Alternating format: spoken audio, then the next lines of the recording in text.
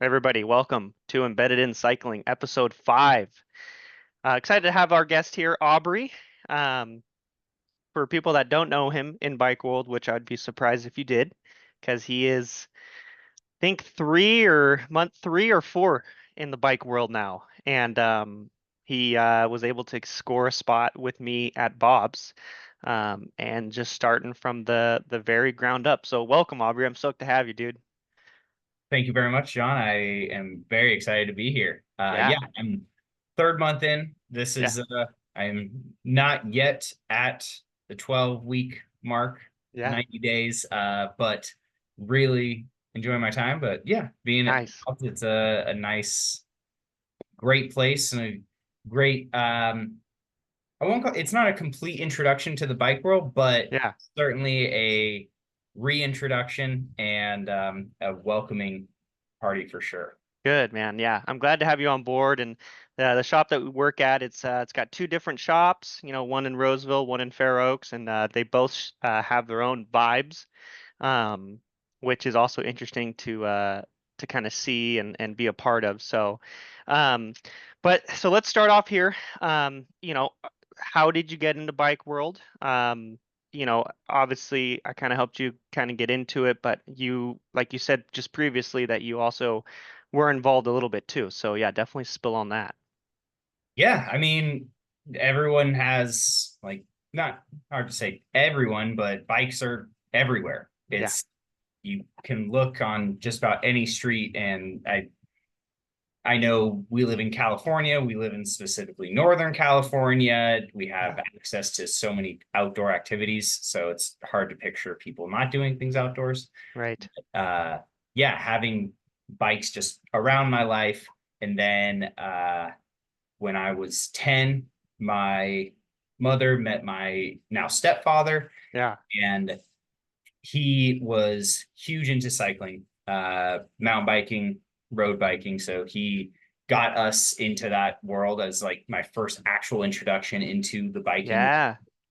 We were doing group rides and races. They did a whole Oh. lot of tandem mountain biking.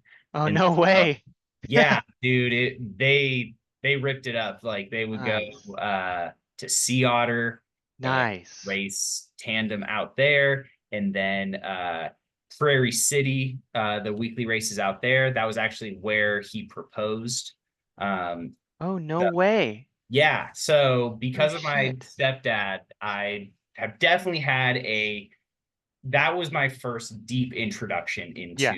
into this huge machine that is the bike world. Yeah. Yeah. That's pretty big, dude. I mean, a lot of people, especially just jumping in, don't even know about Sea Otter. And especially the local stuff, like the Prairie City races. I mean, Sea Otter is huge, and Um, Seattle has actually gotten bigger over this last, I would say, 2 to 3 years, because there used to be this kind of convention called Interbike, and it took place in different places, but I think it was the biggest when it was in Las Vegas. Um, that ended, and now Sea Otter has kind of replaced that, and now you also have bike racing involved. It's pretty cool. So that has become a biking convention. Because when I was Pretty much. I went one year, and in my teens, I'm not sure exactly, but I was young, not yet Yeah. out of the house, and it was just such a big event. And I mean, yeah, there's vendors everywhere, Yeah. all these people just stoked on biking, and that's that's really cool that it has expanded, but also that's like it's not unbelievable to me, but that's just crazy that Yeah. it has, become an even bigger beast than it was. Yeah, yeah, it's gotten way big. I mean, you have people literally flying from other countries to go to this event.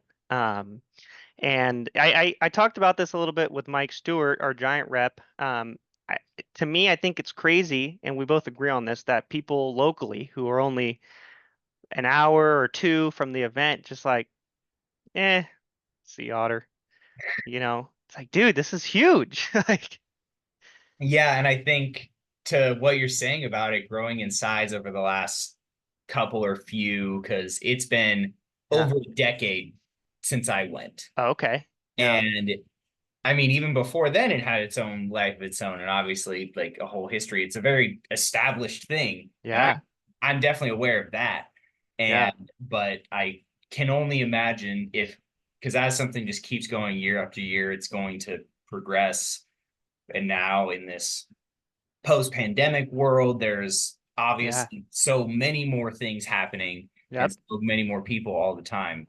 So yeah. it's You just know, crazy and cool. it's really cool, and I missed it this year. Just scheduling wise, but I definitely it is on my radar to go to this year because it's I can't miss it again. I think I've missed it the last 2 years just because of work and the stuff like that, but definitely on the books for this year for sure. I mean, does Bob's do we do anything as far as branding, like I mean, we marketing? could we could. The thing is, it's like to get a booth there, it's definitely pretty expensive. Sure. No, I can imagine like a Yeah, booth and like because you're also like it's a whole undertaking, yeah, and I mean we don't have a fleet of sprinter vans to bring bikes down to yeah, sell at right. Sea Otter for sure, Yeah, but like just going there with the purpose of stickers, like just like yeah. I just guess dropping yeah. stickers, talking to people, like, and just literally having a sign that says Greater Sacramento, what's up? Yeah, Like yeah. just No, that's something actually a like really that. good idea, dude. Um, Actually, Remy this year went and he actually worked at the co-op booth. Okay. Yeah, so he worked at the co-op booth, or not worked, but I guess kind of helped out or whatever, just kind of, talk to people, because we are definitely one of the biggest co-op dealers around. So they just kind of welcomed, kind of helped both of us out really. So, Yeah. That's uh, awesome. yeah, I mean, you just saying that makes me remind me just to say shout out Bob's. right. I feel extremely fortunate to be in this like this organization, this place that feels very established and has Yeah, so many people that are veterans in the industry and are appreciative of where Bob stands. So as an independent bike dealer, it's very yeah, cool to like have been slotted in. So thank you yeah, for that introduction and to bring of me into the course. world. So Yeah, man, I'm stoked to have you. And this is literally the whole reason why I started this damn podcast, is yeah. to either get people in or keep people or whatever. So I'm stoked. So, but share your experience a little bit about actually coming on board to Bob's, as somebody that's never, I mean, obviously you've probably been into bike shops, so not to work. So yeah, definitely go for it. It's extremely stressful. Yeah, It's just the most distressing environment. It's hard. It's so hardcore. It just really grinds you down, and you come home with that work at the end of the day, and it just weighs you down. And yeah, no, man, it's the most like easygoing. Like it is just so fantastic. Immediately walking in, and as someone who knows how to contribute to a workplace and yeah, even in a shop environment, it's not a new thing to me. So very much yeah, felt that it just felt like a great melting pot yeah, and meeting point of these experiences that I've had and these worlds that I've been a part of, from sales to service to techs yep, to all of this, the operations level. And it just combines it all and like really is a part of that, on top of being this industry built on health and wellness and outdoor activity and recreation. right, Um, so just that overlying feeling of we're doing something fun. Like right. people who are coming in here are here to buy toys. Yeah, Not seriously. they're it's just expensive toys. It's not even car. Like it's not as intense as that. It's coming in and everyone comes in, like rich or poor. Like people Yeah, walk in and they say, I want to get my daughter their first bike. yeah, I am 40 years old and I've never ridden a bike before. Or yeah, I'm 80 years old and yeah, I've been riding the same absolute hoopty of a bike Yeah. that they like don't realize is not a great bike anymore. And they're like, For oh sure. wow, Yeah. how many gears are on bikes now? Yeah. Wait, it's It, not 26-inch wheels?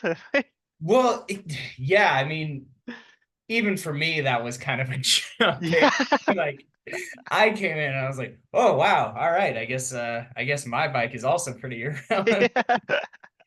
But that's on me not being involved in my 20s basically Yeah. in the biking world, where I really did take a step back once I moved out of the house, and I've just had the same bike since I was Like, 13, 14 years old, like yeah, just yeah. the same Specialized hard rock. Yep. And Silver Hard Rock. yeah, one of the there's so many things to take in, there's so much information, and you're having so many interactions Right. with these people who are there to have a great time. They're in a good mood, and even if they're in the even if they're in a bad mood, they're in a bad mood because their toy is not working Yeah. right, Yep. and they want you to fix it, and they're anxious to get back on their toy. Yep. And so it feels very cool that like underlying every interaction like is just it's just a bike. Totally. Yeah. No, So, absolutely, man. I totally agree. It's funny you mentioned too, right? Like you literally see so many different paths that people come in for. It's like either it's my first bike or maybe it's my first road bike or this is going to be my daughter's first little 12-inch, single speed, little bike. mhm. Um, and you see that literally every day. Like you will never get a day where everybody that comes in, wants the exact same bike, same build. It's I don't think it's ever happened. Yeah.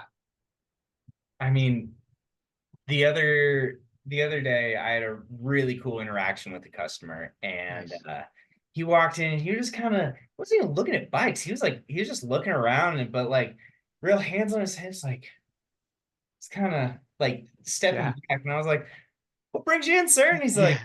"Nostalgia." And I'm like, all Yep. right, like cool, man. Word, like what's Yeah. up? And just talking to him, and he's like, I bought my first bike here with my own money from my paper route back in Wow. like he said it was that store, but he said 1955. And so I was like, well, this place didn't, oh, I didn't correct him or anything. Yeah, yeah, yeah, yeah. But he said that he bought his first 10 speed from the money from his paper route, matched with his father's money. They went 50-50 Cool. when 10 speed happened. Yep. And just talking to him about that, and he was like real excited about it. And I was like, this guy's not here to buy a bike. Like, I'm not gonna sell him on anything. I'm Yeah. just gonna like talk to this guy. Yep. And it just hearing him talk about like I asked him, I was like, what was that like when bikes became like got 10 speeds? Yeah. Like, it was amazing. And we got our Wow. bikes and immediately ripped the bar tape off because we had to get the different colors, Yeah. Heck yeah. and it was just cool to hear this old timer just be nostalgic about it. Yep. And that just it really shows how bikes are everywhere and they're in every avenue, Yep. and it doesn't exclude any type of person. No, never. It never does. And you know what's funny about Bob's too, which I mean, I experienced a little bit when I was working at my last shop, but since Bob's has been there for literally like pretty much coming up on 70 years. Doc, it's Yeah. been there longer than the biggest bike companies Yeah. in the world. Yeah. Like Yeah. I last week I was just like, man, that seems like a really long time. And I just started looking up bike companies, Yeah. and I was like, older than Trek, Yep. older than Giant, like older Yeah. than all these different companies. And I was like, that makes a lot of sense. And it's really fucking cool that, Yeah, it is. yeah. It's really freaking cool. And like, yeah, it's a total different jump from where I came to coming to Bob's. It's like you see that and it's just like, wow, man, like just like what you were saying. It's like bikes have literally been in the touch of somebody for forever, really, it feels like. Well, I mean, the first film Yeah. was bicyclists, like Yeah. as longer than movies have been a Yeah. part of human life. Yep. Yep. Yeah, it's cool to see, man, and I'm glad you're in it because it is really fun, and especially at the spot that we're at now, you just see so many different perspectives on bikes and how it takes people, if it's either just for commuting or for pleasure or just like nostalgia, like old Yeah. timer, you know? Or just like or status. Like a lot of people do use their bikes as status. Like Yeah, there is a entire portion of the biking realm that is how much did you pay for your setup? And like, yep, can I tell how much you paid for your setup? Like, oh wow, that bike is a yep. pound lighter than every other one. Like, holy shit. Oh man, be ready. There's a Like, lot of that. well, yeah, and you like look over and you're like, "Oh, wow, that's a $20,000 bike. Like Yeah, that's look at that setup. Like yep, that exists. So yep, every type of person, whether you want to spend nothing yep, in it and have two wheels and a chain, yep. there's that. If you want to spend every dollar you could imagine on this hobby, you can. Yeah, you absolutely can. Yeah, and that's the fun side. And there is definitely shops that are targeted towards either end, and there's definitely shops that are in the middle. Um, and it's when you have time, when if you're ever out and about, try to visit some of those shops that, kind of they kind of go towards each end. Because it really is a different experience. There's a bike shop in San Francisco called Above Category. Um, it's the Gucciest bike store that I can think of that I've been to, besides the Pinarello store in London. Okay. Um, I mean, we're talking about, it doesn't even really feel like a store. It feels more like a museum. Like that's how it feels. And it's if you're ever there, you definitely got to check it out because it is just insane. Okay. Yeah. And yeah, I can imagine that that exists. I mean, Yeah. there's like the white glove treatment, Yeah. Yep. Exactly. or or you can look on Marketplace and get a bike for $40. Yep, exactly. Yep. Oh man, well, cool. I'm glad you're into the bike world now. Maybe a little bit of re-spark for you, it sounds like. Um, Coming off of your last work and now into bike shop, was that jump, kind of run me through that. Was it scary? Did you feel ready? Were you anxious at all? Yeah, definitely kind of elaborate on that. Well, the most previous work that I did, Hmm. I was a server, and that I felt really clicked with me. I enjoyed it. I found Yeah, it very easy. Um, but I was looking for more stability, and I found a full-time job at a collision center in an yeah. industry that I had been in before. Okay.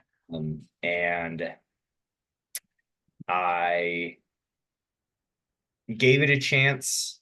There was opportunity there. There's Yeah. money there, and was just in the worst possible work situation.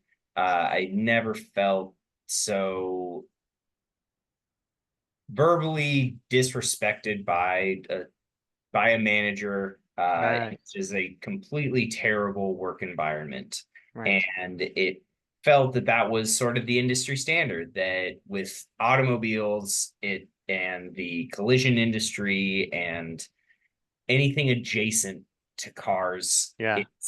it feels very exclusionary. It is tough. It is aggressive, and Right. that is what it is. So coming from that into this place where everyone that I've worked with is happy to show what needs to happen, Right. happy to explain, happy to demonstrate, and has been very welcoming. Right. It no, it's been an absolutely amazing transition, and Good. the bike world was just something that I hadn't considered, and uh, Right. I regret not getting in sooner. Uh, Now feels like I am in and doing something that I can really enjoy, Right. and I can find a path to success within, Yeah. and get a lot of pleasure out of that. Right. Right. Um, and it is, I would say, the only thing in the hiccup of transition is I am new to the industry. Right. So with inexperience, there is a reflective pay scale of that. Right. Um, and just in being in so many different industries and so many different situations, I understand, and I like, Right. and I take my lashings and do what it takes and know that I am working towards something. Right. It just feels great, and every day there are pieces of reassurance that I'm like, yep, I I like it here. I This is good. love what I'm doing, and Nice. yeah, every day there's something that I can point to every day that I work, and I'm like, yeah, no, that was cool. I Right. learned something. I got better technical skills. I improved myself. I improved someone's day. Like there are so many instances that I can point to that really do Right. great there. Right, and right, and that and it, I agree, man, and especially too with like the people that work there. It's yes, they're totally open to show you how to do stuff and show you the way, but they're also just really into bikes. Like, right? It's like, and everybody has their own type of thing, where you have like Dave, he's just like a mountain biker, BMX dude. Yeah, hitting the skate park in the mornings before work. Yeah, yeah, and sending it too. Yeah. Yeah, Yeah, no, and like he's showing me clips and showing me pictures, and then you have Remy who's going yeah. on nothing less than 100-mile bike rides at a time, and like Seriously. hearing him like talk about his routes that he's mapping, and then like doing these insane rides, and just Yeah. yeah, there is a spectrum there. Yeah, there it is such a wide spectrum. And it is really cool to see. Because you can assure that one, everyone's going to be happy because they're dealing with the stuff that they like, right? Um, so that's a huge thing too. With bike shops, if somebody maybe has gotten out of biking or, maybe wasn't in bike world when they started working. It just kind of sets this weird tone.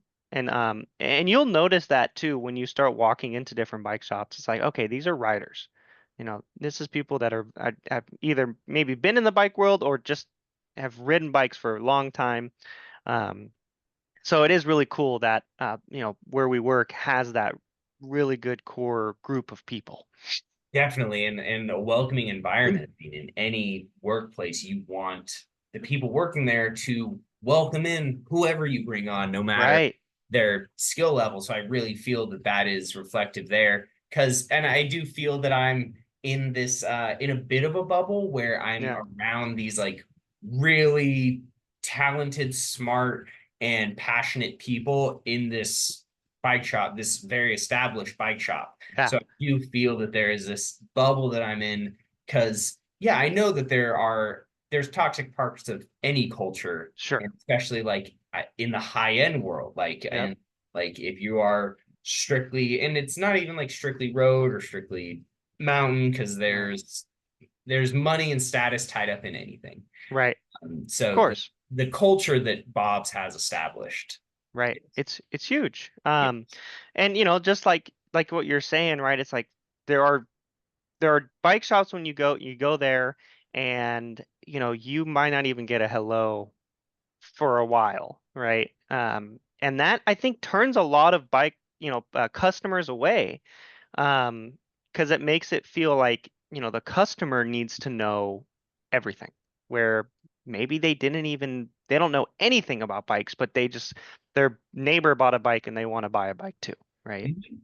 Um, so any shop that's really welcoming, you know, hello, or how can I help you, or just even just like how you talked with the old timer, just conversations, that is really really big for I think any successful bike shop or really just any business in general. definitely. So And yeah, I mean, yeah, the customers are what pay the bills. That's what keeps hey, chain moving. yeah, And exactly, yeah, yeah, there are these bikes that can make I don't know, 10 sales a week Yep. and be okay, like, and meet their overhead there. Yep. Um, and there are lower end, and I heard something, I think I heard like a rep talking on something I was listening to Yeah. about selling lower end bikes Uh-huh. and or I forget exactly how they put it, and I apologize for butchering it, Yeah, but that's okay. basically that they didn't see themselves selling lower end like inexpensive bikes, like Yeah. these accessible bikes, Yeah. because there's obviously more money in these big ticket items. And so as a sales rep, you're going to look at what can I make the most money on. Right. I'm sure that's a trap that a lot of bike shops inevitably fall into, where yeah, you can meet your overhead on that 10-ish sales a Right. week, whatever you may need there. But once that 10 falls to 6, that is a huge drop. And Yeah. in a seasonal industry, because people aren't biking when it's snowing and raining. No, no, absolutely not, man. And you see that a lot, right? Where uh maybe in the Midwest you see more people riding in the snow because they literally have to. You- Yeah, they don't right? have a choice. They Yeah. like they need sun, and Yeah.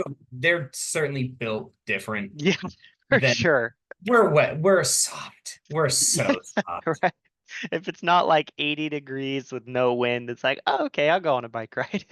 Oh my gosh. Yeah. Yeah. Boz Lerman gives this great bit of advice in he has this commencement speech, but Uh-huh. he turned it into a song called Wear Sunscreen. And I highly recommend Yeah. if I can plug something, go listen to Wear Sunscreen by Boz Lerman. Yep. So fantastic. But Oh line man. he says, uh, live in New York once in your life, but leave before it makes you hard. Yep. Live in Northern California once in your life, but leave before it makes you soft. Soft. Yeah. And it's tough because being born here, kind of like, oh well, guess I'm a softie. And Yeah. yeah, the Midwest and the people who are out in the elements, I'll admit, built different. They're built different, man. Yeah, I mean, honestly, even for me, like coming from the Bay to, up in Roseville, it's like, God damn, dude, it's hot as hell up here, dude. Today was, yeah, it's tough. It's tough Yeah. in I mean, there's hotter places. There is hotter places for There are sure. hotter places. We still Yeah. live in the valley. It still gets pretty hot. Yep. And Fucking 112 today, everybody. I mean, it was just like, what the hell, dude? Oh man. Well, cool, dude. So, obviously, I was gonna ask if you felt welcome, but it sounds like you did. And you got onto a good shop and a very open, hand or arms. And I'm glad that you're in it. And kind of with you working at the bike shop now, I know it's only been 3 or 4 months, but what kind of trends are you seeing that are becoming really popular that you maybe have not seen because you weren't so, into the bike shops? yeah, I mean the call it a 10-year gap. Yeah, I feel like my in my 20s, like in my leading up to 20 years old, I was living at home and yeah. forced to go to these bike events. Like eventually, Yep, you're a teenager, and especially, and I also look back and do regret a little bit because like my stepdad was the one that introduced it to me, and right. he's my stepdad. I have to hate whatever he's into. Of course. Like I can't do anything about that. As fun as mountain biking is, I Yeah, just saw it as the dumbest, dorkiest, like yeah, it still very like I had to admit, but like in my teenage angst, I yeah, despised what I was being quote unquote forced to do, despite me absolutely not realizing the yeah, love for it. So call it a decade gap yeah, since I was biking or involved in the bike world. right. Um, I've never heard gravel bike said so much. Oh, yeah. Yeah. like I hadn't heard it before working, and then every single day it's just Yep. gravel bikes, and I yeah, it's like that's interesting, but that was something that I walked into and I was like, what the fuck is this? And like What the heck? Yeah. I like the third customer that asked me, like I'm sitting at the counter and I pull up Google like on the cash register and I'm like, what is a gravel Yeah. bike? I'm Oh like, man, oh, that's so oh, fucking funny. okay, yeah, it's a bike. I like front suspension, but Yeah. like I okay, like whatever floats your boat, like Yep. uh, No, whatever lane you want to get in. right. Gravel bikes are actually somewhat new. Um, Yeah. like they're even new to me when I got into bike world. There was no such thing as a gravel bike. Um, there weren't gravel events, there were no gravel races. But what I think why gravel's so good is that it really merges uh, the big disciplines, right? You have the road bikers and then you have the mountain bikers. Um, and you have your road guys like, oh, I want to go out, outdoor, but I don't want to do these crazy mountain bike videos where people are jumping and hucking and drinking beer every lap. Like that's not me. And then you have these mountain bike guys that are just like, you know what? Yeah, maybe I should work on my cardio a little bit more. Um, and then what's interesting too is that gravel events, even though they're technically races, they don't feel like a race. It's feels more like you know, a, I wouldn't say a party, but it's much more laid back. Um, like I've done one called Grinduro. It's in at Mount Shasta. 70 mile, 7,000 feet of climbing in a day. Big day. Um, but I mean, I didn't even go with the intention of like trying to quote unquote race. It was just like I'm here to do the ride, hang out with buddies. Did it with Emily, and that was her first one too. So it just really connects more people together. I think that's why gravel has gotten just so big. That's awesome. No, Yeah, that's really cool. And I do think to what you're saying, I think that, and this is just my exposure. My exposure has been so much on the mountain bike side. yeah, My base, my establishment of the biking culture. yeah, And every race is a party. Like yeah. it's just a good time. And to call it more of a ride, like a Right. ride than a race. Because yeah, there are people that are just there to do it. Like they're not like Yeah. they're going for time, like their time. They're not there to and it's similar to running in that way, Right. but completely dissimilarly, everybody, or at least 80% of the people there, really want to drink a beer after it's done Yeah. For sure. and have a few too many. And Yep. even the old timers, even Yeah. with these big burly beards, like just Yeah. putting them back Yep. because they just got done with the ride. So Yeah. yeah, whatever brings the cultures together and gets gets way with the like exclusionary portions of any culture I'm for. Like that Oh is yeah. No, just it is really cool, man. I think gravel's definitely, I mean, I can never see it, leaving. And now we're seeing, we're seeing gravel bikes with like a little bit of front suspension. Um, and yeah, it's like that's where I'm lost. So I'm like, okay, then like it's a what is yeah. how that's a mountain bike. Like Technically, why don't you just technically, like can we just have like light mountain bikes? Can we just call them that? yeah, And then like road bikes that have a flat bar? Like yeah. I don't That's a I hybrid. yeah, just call it a fucking hybrid. Yeah. Like hybrids have existed. I just don't know why there needs Yeah. to be this like this new this new thing, this new adjective Yep. that is like it's such a hot word. Like Yeah. gravel. Ooh, it's so hot right now. Yeah.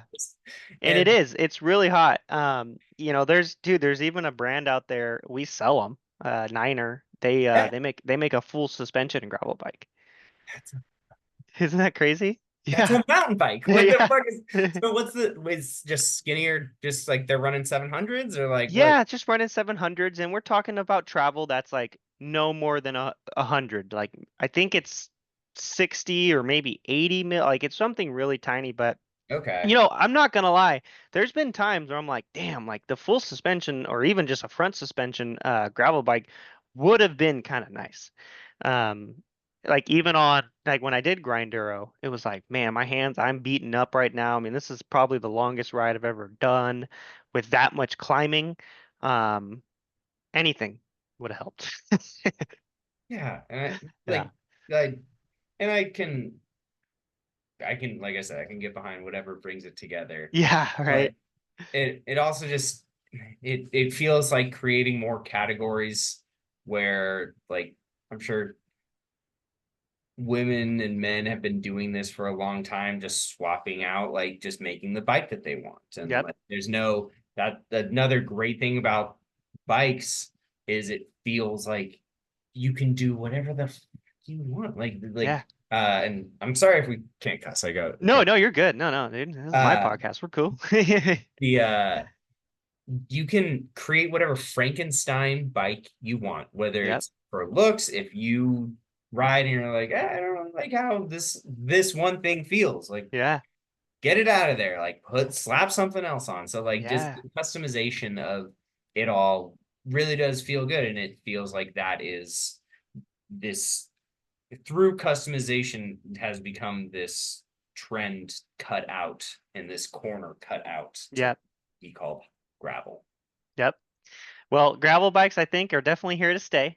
Um, Okay, but cool. they're freaking, yeah, I think honestly, the first bike you get, like let's say a new bike, gravel bike, I think out of all the bikes I have in my quiver, the gravel bike is definitely the bike I ride the most. Road, dirt, um, and it's a good time, man. It's a really good time. Yeah, that makes sense. Yeah. I want the best of both worlds. You Yeah. want to tell people to get the best of both worlds. Like Yeah.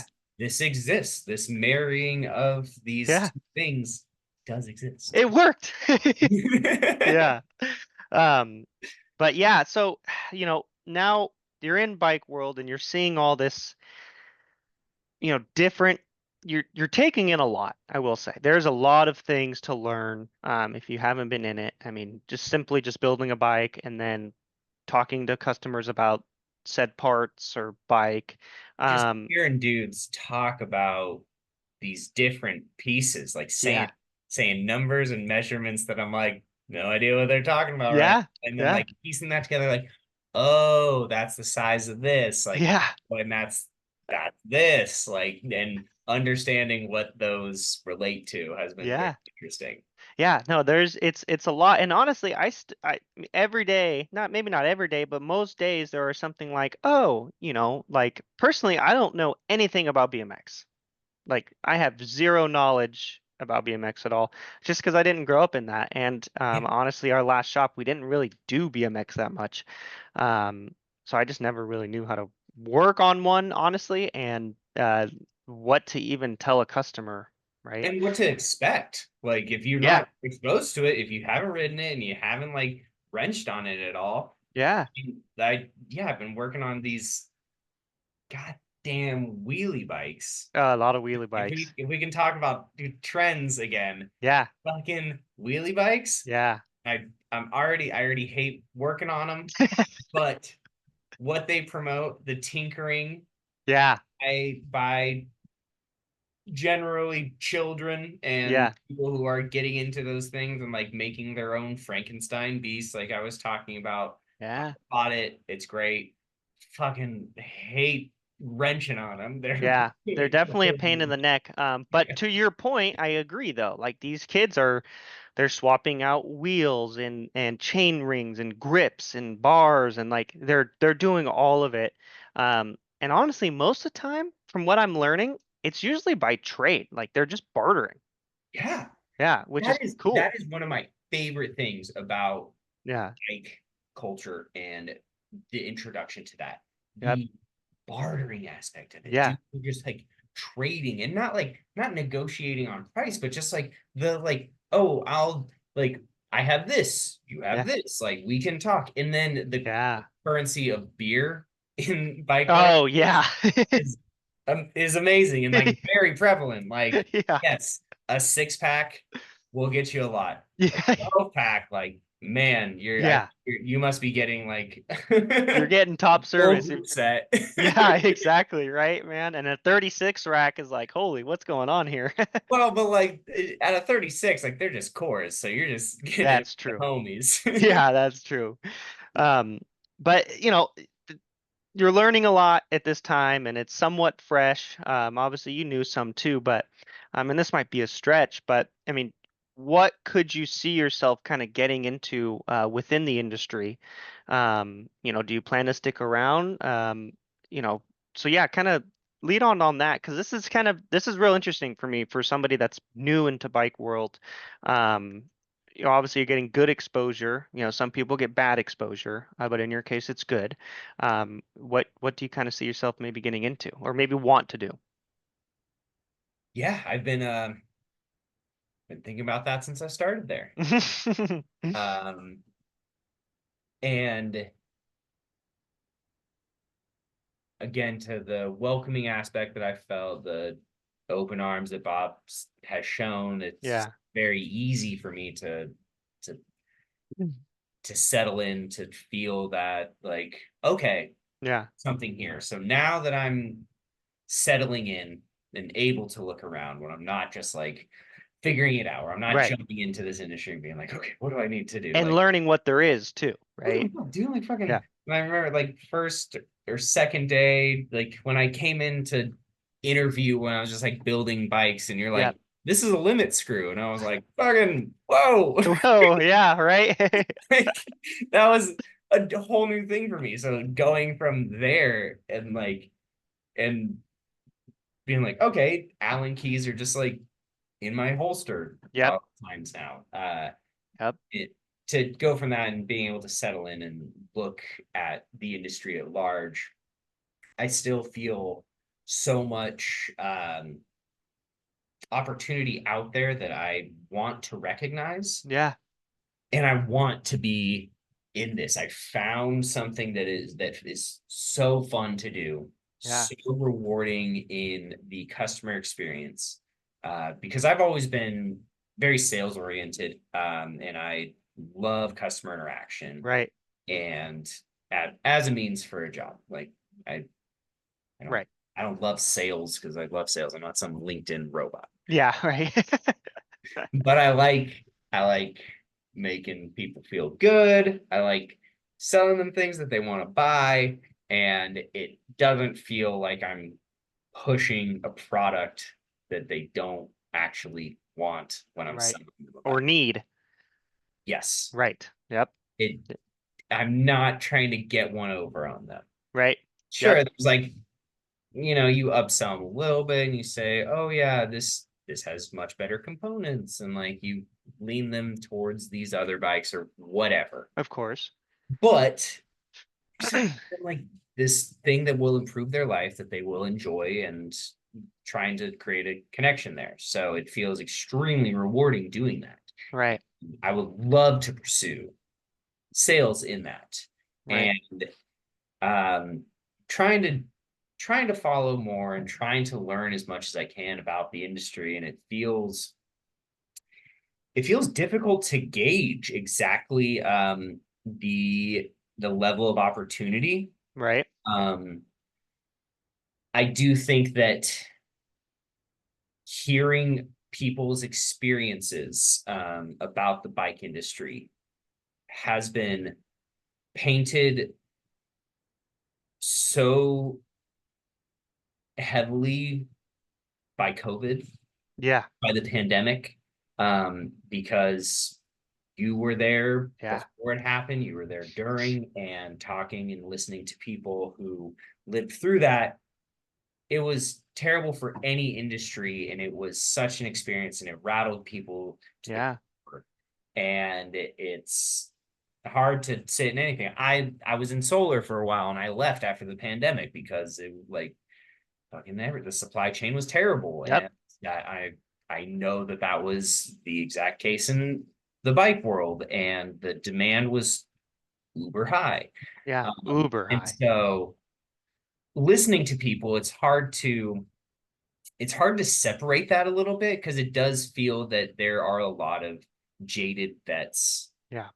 because of that, because there was this large tumultuous peak Yeah. in the industry and so many shops getting bought out and this insane sell high portion Yeah. of time that occurred. Um, and when it's concentrated in industry like it was, um, to be on the other side of it and to not have the inside perception of that Right. makes it very interesting for me, Yeah. and makes it tough to hear other people and veterans talk about it. Right.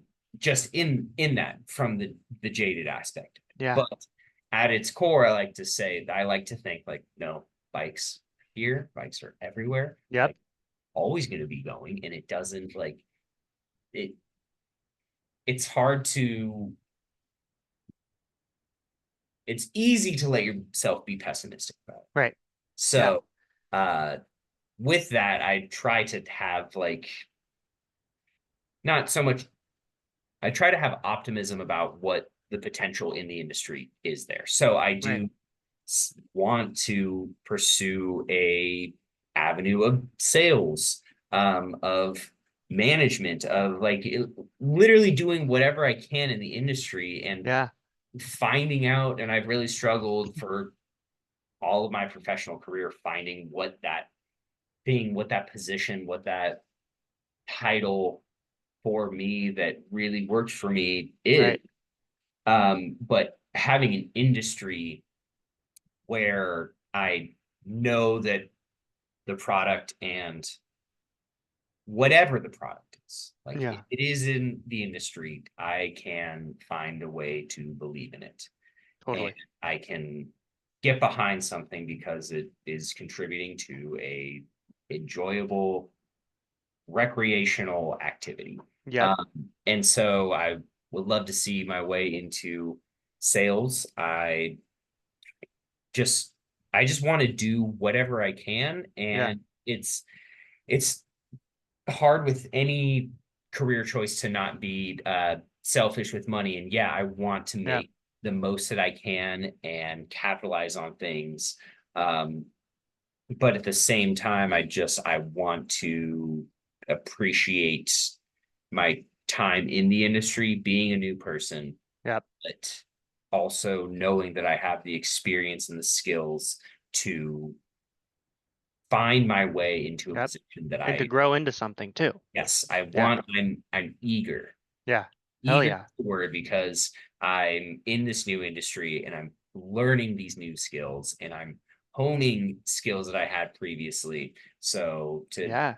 to go into this new thing, I very much just want to keep an optimistic view and also capitalize on whatever edges I see as a newcomer, like having this fresh set of eyes. Right.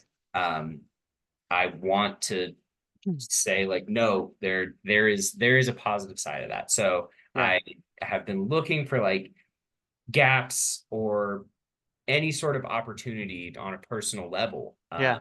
And I think about like clothing, I think about whatever there Yeah. could be, whether I like start my own brand of something, making something. I want to make something and I want to find a way to contribute to this industry in this community. Oh man, that's awesome. Yeah. And um, the biggest thing I think in bike world, honestly, is the networking. Because um it is such a big industry, but it's also small. It's all Um, about community and it's about yeah. these small groups that you are affecting, but then obviously the internet allows for this whole thing, but Yep. bikes don't exist on the internet. Like No, yeah. I am deeply embedded in the internet, Yeah. less so lately. I have no exposure to like bikes are not Yeah. on any of my timelines. Yeah. They're not popping up on your feeds, nothing. No, Yeah. bike world, it does not exist online. Yeah. There are avenues to help these bike companies grow online for sure. There's Yep. always that. But the vast, vast majority of biking is not done on your phone. Not, No. well, all of biking is not done on your Yeah, not all of it, but there's some of it. There are some good retailers out there that really sling it on the website stuff. Yeah, but I said Yeah. bike like biking itself. Like Oh, yeah. biking itself on Yes. like biking is done in the real world. So that is a Well, actually, hold on. oh, oh. Check this out. So, during the winter, you can buy these trainer setups, where you put your bike onto it, and there's a Mhm. very popular program called Swift, and you will literally be biking with people all across the world, either doing like a group ride or a race or just a normal ride. Um, that is really interesting. I mean, obviously, you don't get the feel of the outdoors, but then you're still kind of getting your workout in and talk to people. But I do agree. Like besides that, everything else is pretty much in person. But you still have to do it like on you still have to get on the bike. Like Yeah, it's true. Yeah. you can't sit on your couch Mm-hmm. and there's always an avenue to participate in a community, but you cannot bike from your couch. No. Nope. Yeah, you are on the bike. Um, but yeah, like kind of what I was saying is the biggest thing I think in bike world that a lot of people might not um, do is, like when a rep comes in and just talk and chat with them. I mean, honestly, like most of the reps that are coming in to Bob's now, I mean, I was either worked with or I knew them all the way down in the Bay, and how I got my current job was a rep. It was Mike Stewart that helped me out. Um, so that that could sometimes be a golden ticket is just simply talking to the people that have been in the game for a while because they're always willing to help. They want to see you go to a good spot. Honestly, also stuff that they sell. If you're good at it, they want you to be there too, right? Yes. Um, so I think that's a huge thing, and um, so when reps start coming in, definitely say what's up, get to know them a little bit, because that's a huge part that I think a lot of people um, overlook for sure. Um, but kind of coming into the next segment here, I know we touched on this a little bit about sea otter, but you know, now that you're getting some exposure to the bike world, what are some events that you would definitely want to go to and check out? I feel that I've been in a lot of events I don't really remember just because of my age and Yeah. years of drug abuse, but Yeah. uh, I I've seen like the tour to California. Yeah, oh, that's Um, cool. yeah, being at Sea Otter. Yeah. I went to the single speed world champs in Napa. Oh, no way. Yeah, like Nice. quite a while ago. Went to Yeah. um, and that was awesome. Yeah. Those Uh, guys go hard for whatever the time is. I mean, it's crazy. It's gritty. yeah, dog. Even Yeah. at a, I was young when I went, and it was more about like the trip than the race. But Yeah. seeing the race, I was like, oh shit. Yeah. They go fucking hard, man. I mean, I remember my first cross event. It was actually at Interbike. Um, they did Worlds cross. It was called Cross Vegas. Uh-huh. Um, I knew obviously there was cross but these races were just like insane. People on their bike, off their bike, running with their bike, going up a hill that's completely sand. Like crazy. And like so I give it up to those guys because that's got to be some of the hardest racing out there, man. And they are. lunatics, Yeah, lunatics for dude. sure. Uh one of the craziest and the reason that I remember Yeah, that race and going to that event, um, besides this giant meatball that I had at an Italian restaurant yeah, there, uh, there was a portion. Oh, I just remembered what it was. yeah, We paid the race fee uh for guys yeah. and gals that would do the race in their whitey tighties. No way. So like it was like day of the race or however long before, but Yeah, very I swear it may have even been day of that yeah. they offered admission to however many in the class that they were allowing if they wore nothing but their cleats and whitey tighties Yeah, for the no whole way. race. And so many people did it. No way. That's awesome, dude. Dude, it was crazy. Like, you're seeing exactly like you're saying. They're hopping off their bike and they're running up the Yep. ultra rooted Yeah, path, and then they're climbing up these insane trails. It was yeah, wild, like seeing dudes bleeding like from their thighs, and yeah. like, Chafing it all up, oh man. my God, and these hardcore gals just in their bras and just like absolutely murdering it. It was wild. That's wild. That was a crazy thing to see, and like really did cement a feeling of wow, there is this very wild side of bike racing. And Yeah. yeah, the bike And world.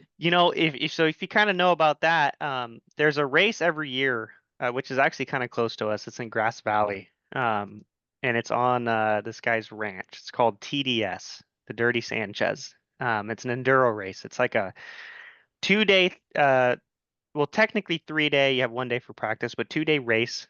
Okay. And um, it is the hard. I mean, it's a really hard race for the racers. You have to be invited to race there. Um, Okay. right?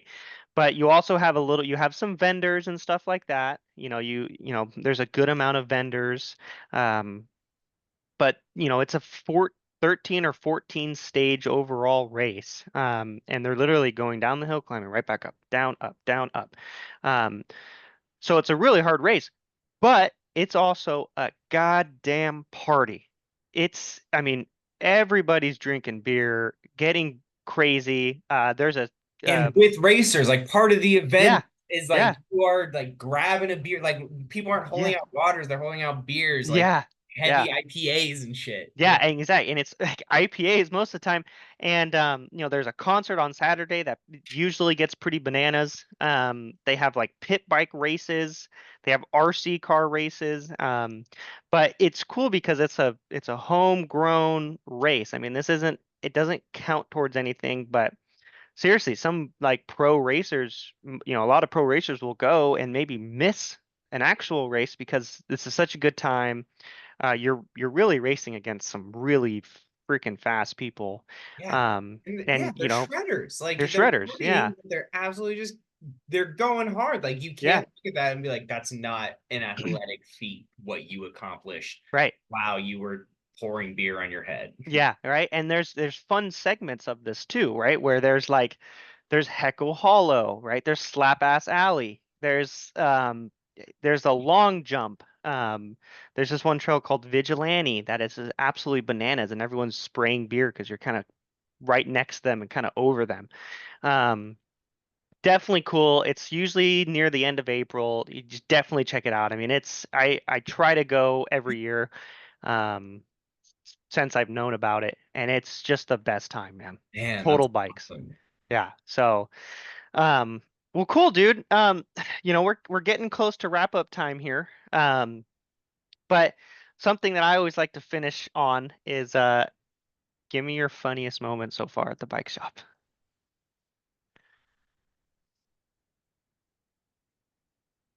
Yeah, I've had some trouble deciding exactly. It's hard, right? Because every day there's something funny. I mean, the character customers is absolutely something. Oh yeah. the banter between the shop guys has just been so fantastic. And right? I walked in ready to throw heat, and Yeah. it's been welcomed. Like I Yeah. established early, like no, like I want to go at each other a little bit. Yeah. Fire, man. It's all It's fire when you're at the back. When you're in the it's been back, it is all fire. yeah, Yeah. and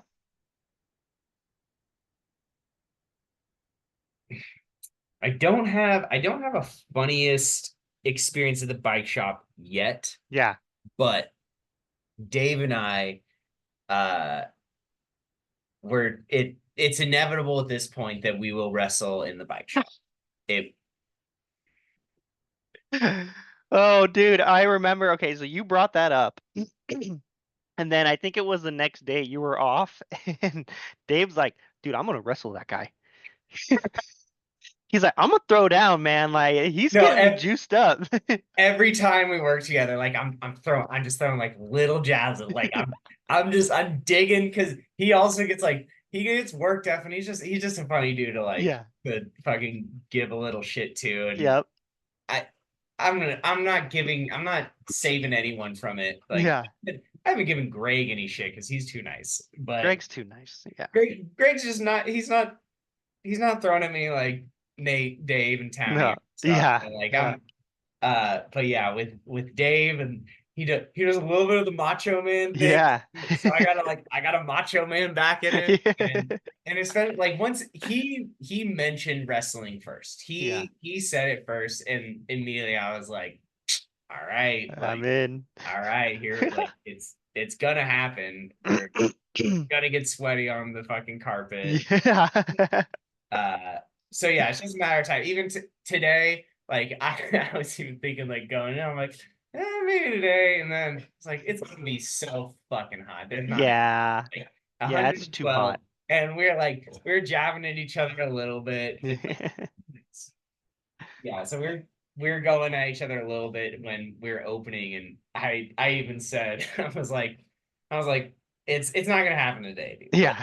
Like we can push it off to next week, but Yeah. like it's just the pressure has built up that I'm excited about it, and Yeah. I'm just I'm loving the back and forth. And I Yeah. mean, like I said, from the beginning, it's been established. Like Yep. I'm gonna walk in and It's gonna be wrestling day. Ding ding ding. well, yeah, but Yeah. just the throwing shit back and forth, like Yeah. not going belly up and throwing it back has definitely been Yeah. respected. Uh, yeah, Townie was definitely a funny one where like Oh yeah. he Oh yeah, I walked remember hearing in about that. immediately, and I was like, it's like, oh shit, I'm sorry, I'm at your station. Like, all right, I'll move. But Yeah. then he said something, and I was like, all right, well, you're old. Yeah. And so it just kind of started there. He's like, okay, and Yep. And then it but snowballed. like to have that level where we're like, yeah, we're all just like punching at each other, we're going at each other, it's fun. But Yeah. then Townie's also like the first person, and I love that he does this. Yeah. Whenever he's doing something that is unique, like that he knows that I haven't seen before, he's like, hey, come here, Yeah. come watch this, come see what I'm doing, explains it to me because he's so knowledgeable in that. Oh, he's very And, knowledgeable. that's just it's really cool that like we have a lot of differences and we can like still joke but then still be professional, and he still also is like, hey, I appreciate how you are with customers and I appreciate your enthusiasm towards learning this. I Yeah. want to teach you what I can. And so just Yeah. seeing all these new things, and there's so many things that I'm fucking forgetting, and like just Right. it There's a lot. and yeah, there's just like so There's a many lot. numbers.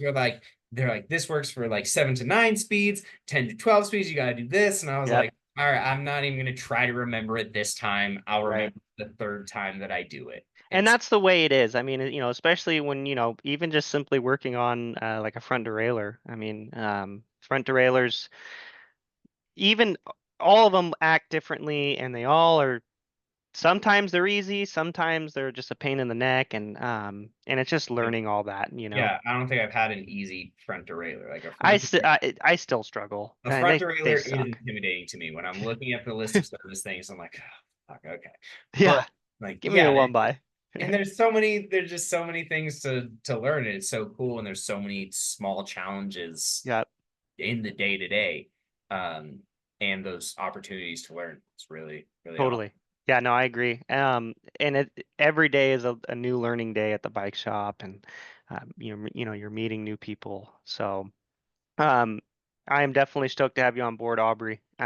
It's been a really good podcast. I think a lot of people are going to like this one because it's something that's actually really close to, the reason why I kind of started this podcast, and maybe you never know, shit, dude, you might enlighten somebody to either that's been in it to come back, or someone just say, you know what, screw this marketing, whatever I'm doing right now, this sucks.